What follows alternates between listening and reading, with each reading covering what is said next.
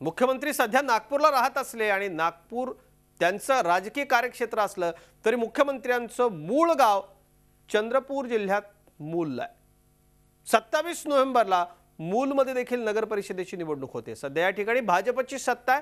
पुन्हा सत्ता काबीज करण्याकरता अर्थमंत्री सुधीर मुनगंटीवार यांनी कंबर कसली, तर तिकडे काँग्रेस देखील पालिका ताब्यात घेण्याकरता सरसावली आहे। पाहूयात आमचे प्रतिनिधी आशिष शांबाळे यांचा हा थेट ग्राउंड रिपोर्ट।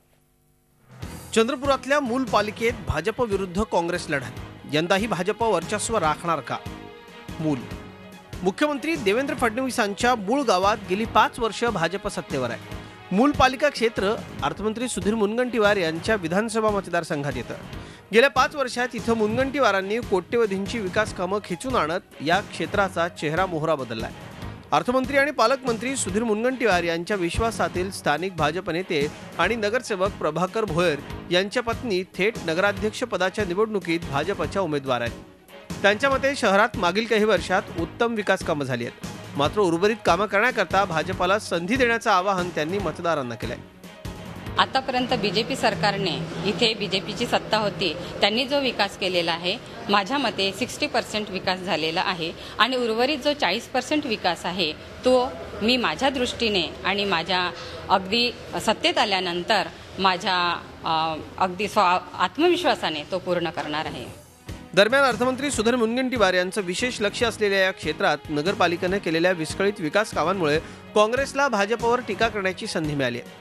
विद्यमान काँग्रेसचे नगरसेवक आणि माजी नगराध्यक्ष विजय चिमड्यालवार यांच्या पत्नी लीना चिमड्यालवार काँग्रेसच्या थेट नगराध्यक्ष पदाच्या उमेदवार आहेत। माझ्याकडे अशी योजना आहे, जसा नाल्यांच्या जे साफसफाईच्या म्हणा, पाण्याच्या वेळोवेळीच्या नळ एक वेळ 7 वाजता एक वेळ 9 वाजता असं टायमिंग एक नियोजित टाईमवर यावा अशी एक माझे लोकांचे म्हणजे हे करावं आपण असे। आणि आरोग्यासाठी जसं मच्छर हे नाल्यांच्या स्वच्छतेचं हे करावं आपण अशी एक माझ्या मनात इच्छा आहे। 5 वर्ष आधी अपक्ष म्हणून निवडून आलेल्या आणि गेली 2.5 वर्ष भाजपच्या तंबूत असलेल्या आणि नगराध्यक्षपद भूषवलेल्या रीना थेरकर पुन्हा एकदा मैदानात आहेत।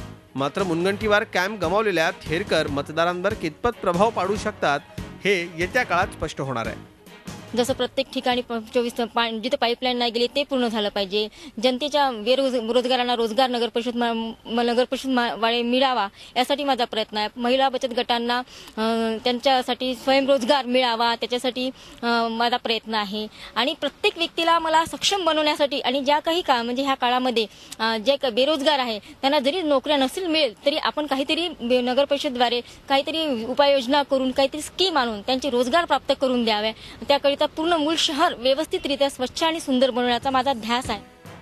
शिवाय नगरविकास आघाडीकडून प्रियंका गेडाम, शिवसेनेकडून सोनाली डोरलीकर आणि राष्ट्रवादीकडून प्रतिभा हार्दे रिंगणात आहेत। आगामी काळात नागपूर, चंद्रपूर, गडचिरोली ते छत्तीसगड राज्यात जाणारा नवा राष्ट्रीय महामार्ग या शहरातून जाणार आहे। या बदलामुळे मूल शहराची व्यापार उद्यमाची ओळख अधिक ठळकपणे जाणवणार आहे। या शहराला अर्थमंत्री सुधीर मुनगंटीवार यांनी गेल्या काही वर्षात कोट्यवधींचा निधी पायाभूत सोयींच्या विकासाकरता दिलाय।